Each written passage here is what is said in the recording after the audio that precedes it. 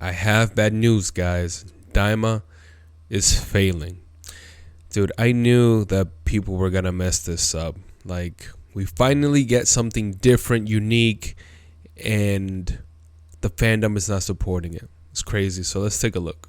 It seems not everything with the Dragon Ball name can crash Crunchyroll after all. Or at least that seems to be the case with Dragon Ball Daima. Despite the huge success of Sparking Zero pushing the Dragon Ball name to the forefront of people's minds, Daima has only been doing, well, okay? Its first episode with its many Z-era redraws found immense traction across the internet, and its debut on Netflix ranked in the top 10 for kids shows, but since then it's kind of faded into the background, failing to reach the heights of the previous series. Looking online, it's easy to paint a picture of why that might be the case. Its unenthusiastic, borderline non-existent marketing campaign certainly shoulders some of that responsibility, but given that it's a new Dragon Ball series with years of development, it begs the question, what the hell happened? Unsurprisingly, the answers are actually a lot more complicated and interesting than I initially thought. I will say that the first episode of Daima came in strong. Like, it hit you with the nostalgia. I let you know we're not playing around. We're gonna have some good animation, and it really got you excited for what was to come in the rest of the anime.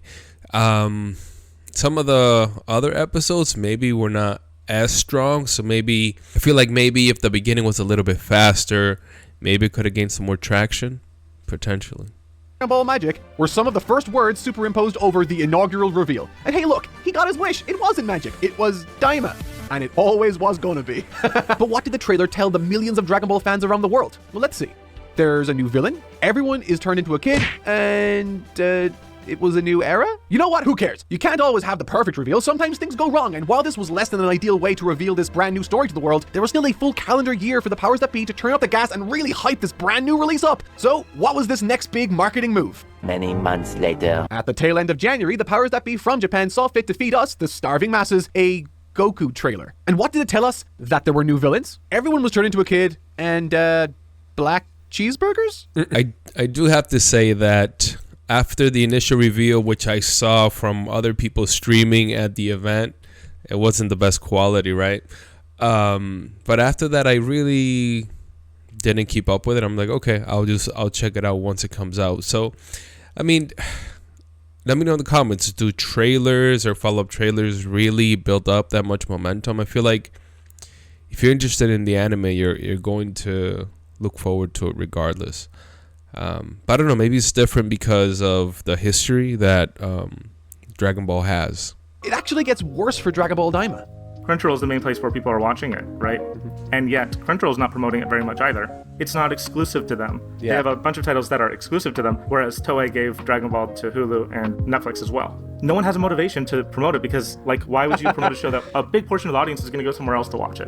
Toei and Shueisha, in an effort to get Dragon Ball Daima in front of as many potential viewers as possible, licensed the show out to Crunchyroll, Netflix, Hulu, HBO Max, and many other streaming services around the world. However, due to the Dang, I didn't know that it was available to stream in so many other platforms.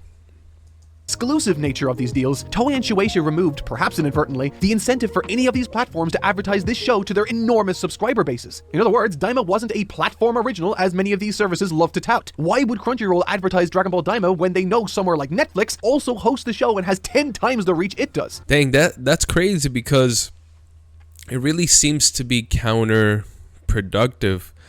You would think that, hey, if we put it out to more streaming platforms, then we're gonna get a lot more audience. And as he just explained, I guess that could potentially have the opposite effect because they don't have an incentive to promote that. I will say, even though I have Netflix myself, I still watch it in Crunchyroll. I'm just so used to watching anime in Crunchyroll, then that's where I would go. So that does make sense. Although one of the things that the video gets into later on, and it's kind of shame, is that Super is what Dragon Ball was to a lot of us growing up. So for Super to be like your main gateway to Dragon Ball as a whole kind of hinders the publicity of Daima, because obviously this is a way different approach than what we've seen for Dragon Ball, right? It is essentially very action-packed, action-based, whereas Daima is going back to its roots in Dragon Ball and making it more adventure-based. I don't know, man. To be honest, for me, I have been enjoying Daima the entire time because it's different. It's different. We're getting to know characters more.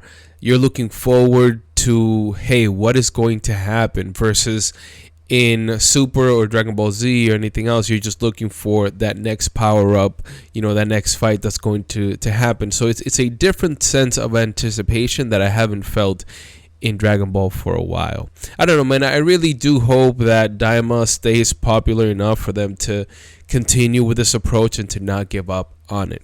So let me know in the comments, what do you think? Have you been keeping up with Daima? Are you enjoying the new approach? Do you just want them to continue Super like some people do? Let me know in the comments, and as always, just want to remind you that we must persevere. Peace.